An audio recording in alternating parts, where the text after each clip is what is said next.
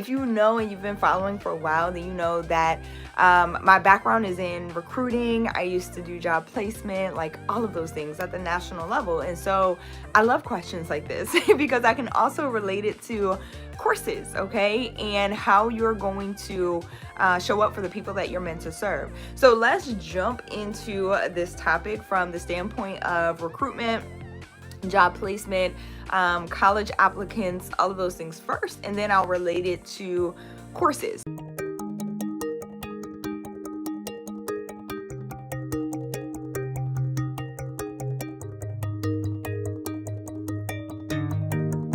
Hey guys, it's Dr. Sonia here with Jump First. I've helped hundreds of creative entrepreneurs and business owners to take back their free time, generate additional revenue, and celebrate while living that work from anywhere lifestyle through creating online courses in digital education. So I'm super excited that you guys are here. Say it with me.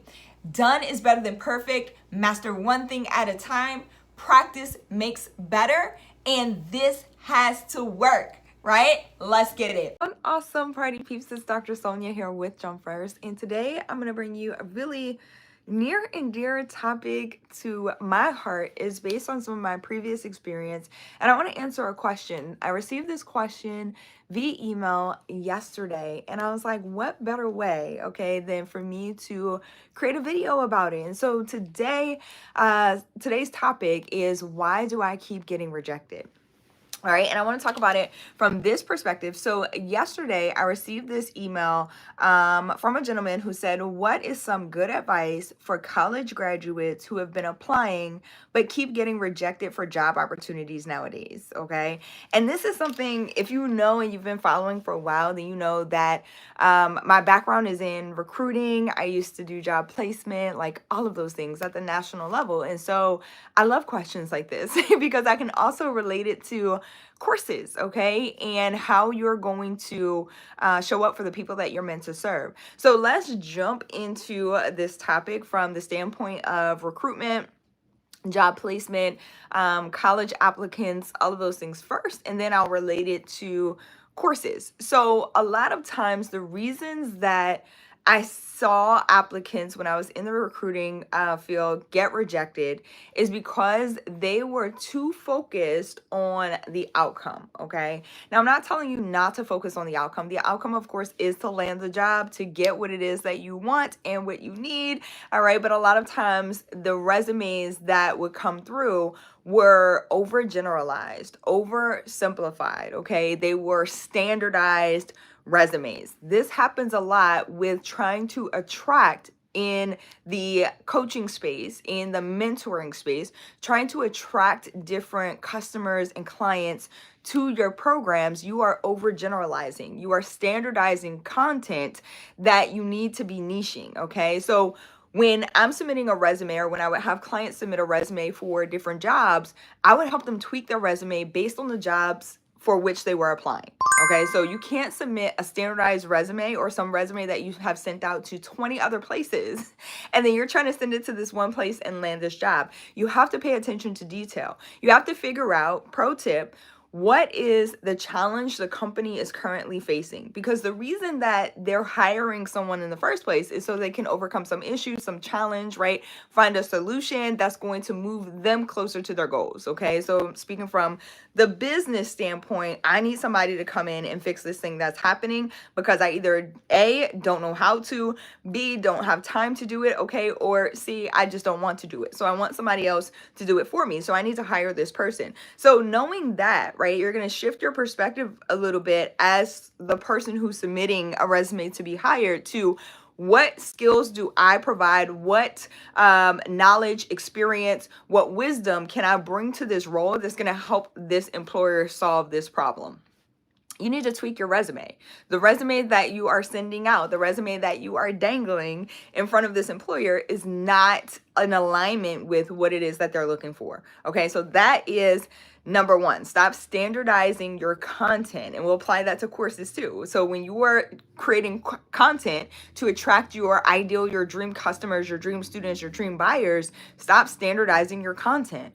Stop creating content that is a catch-all for everyone, and start going deep into really understanding the challenges, the problems that your people may be facing, and then solidify and establish your expertise, your authority around that. Okay, like, so that they can see and tell that you're able to help them with the problem. Does that make sense? I'm hoping that this is making sense. Okay, so that was the one thing that I would always advise my clients on when I was in recruiting. What's going on? It's good to see you on, y'all, on YouTube. By the way, if you're watching this on YouTube, hit that subscribe button, like button, bell notification, so you know when more episodes like this drop and we can hang out live. If you are not interested and this is not for you, I'm encouraging you, go find what it is that you're looking for. Okay, love you, and I hope you have an amazing day. What's going on, IG? I see you on as well. Marianne, Nicholas, hello, good to see y'all. Okay, so that's number one. Stop standardizing your resume. Stop standardizing your content so that you start attracting the right people, you start getting views. The other thing, Ojana, hello, good to see you on as well. The other thing that you really want to take note of is, yes, pay attention to who it is that you're trying to attract. Don't standardize things. And then there was one more that I wanted to bring, and it was so important, and it's going to come back to me. But this is super important to me because it's near and dear to my heart, because I remember being in these spaces where I would be trying to help people get jobs and they couldn't understand, like, okay, what is it that I'm supposed to be doing in order to attract the right people? And every time I worked with someone, they were excited because they ended up getting the higher salary than what it is that they were asking for, and they ended up getting the position. And the first thing we did was tweak the resume, okay, so that we attract the right attention. The second thing, I told you it was going to come back. It always does. The second thing is making sure that instead of focusing on the long game, right, like whatever the outcome is you want to be, you need to be focusing on the step right in front of you. So a lot of people are putting together resumes with this intention of, I want to land this job, or I want to land any job, okay, and you haven't niched down. But also, even as this applies to courses, people are putting out content with the notion of, this is going to bring in the sale. And then when it doesn't, there's this whole big like, well, why didn't this make a sale? Why didn't this piece of content make the sale? Because you're not creating content for the sale. You're creating content to get your dream students, your dream clients to the next step. Okay, so same thing with the resume. It's a step-by-step process. You're creating the resume to get your foot in the door to get an interview.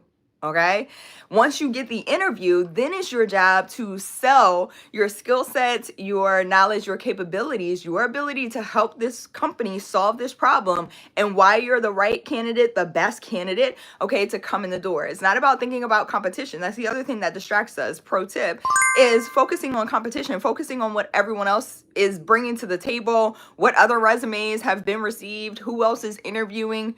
None of that really matters, okay? But you got to take this step by step. You got to sell you, all right? And you've done that in the first place through your resume.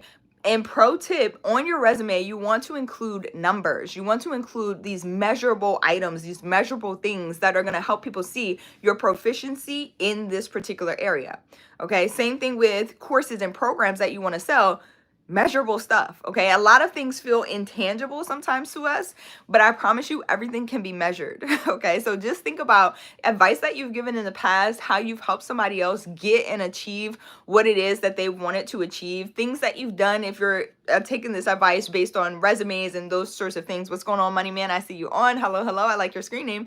You know, if you're thinking based on resumes, think about like tangible things that you bought to other companies, or things that you did during your time in school. Maybe you haven't, if you're a recent college grad and you haven't had any experience yet, real world experience, I'm talking about like in corporate America or job experience, and just think about things that you've done, like what are those tangible skill sets that you've done, things that you've accomplished or gained through your schools, through your education, but also through volunteer opportunities, okay? Helping other people out. All of those things matter. Those can be put on your resume. So same thing, applying this to courses, okay? Think about what things are tangible. What advice have you given? Who have you helped? How have you helped them? Those things are tangible, measurable things that will demonstrate your expertise and your authority so that you can step into that and attract the right people to you. Your resume only gets you into the interview.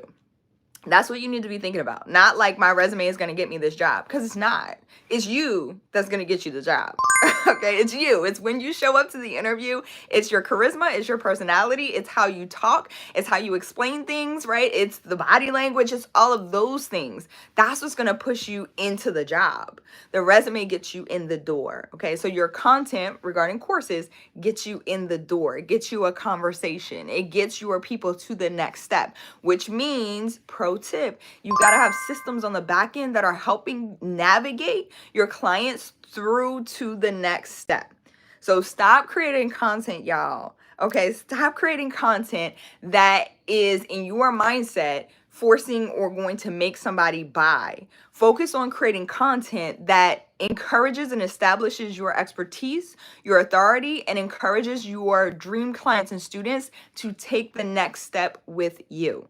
And then have the systems on the back end that are necessary to help lead and guide them continuously through that process, always to the next step.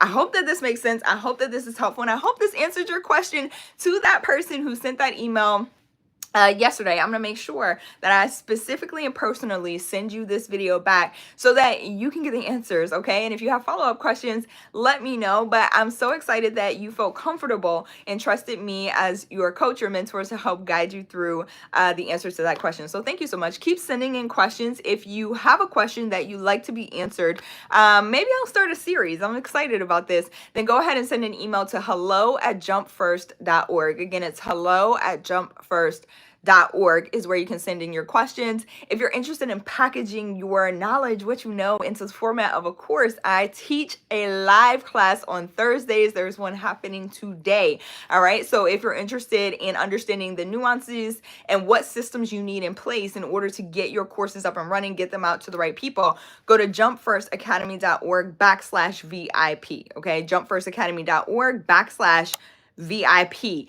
If you're looking for an on-demand training, quick and straight to the point, 30 minutes, just go to jumpfirstacademy.org, okay? And that'll get you started.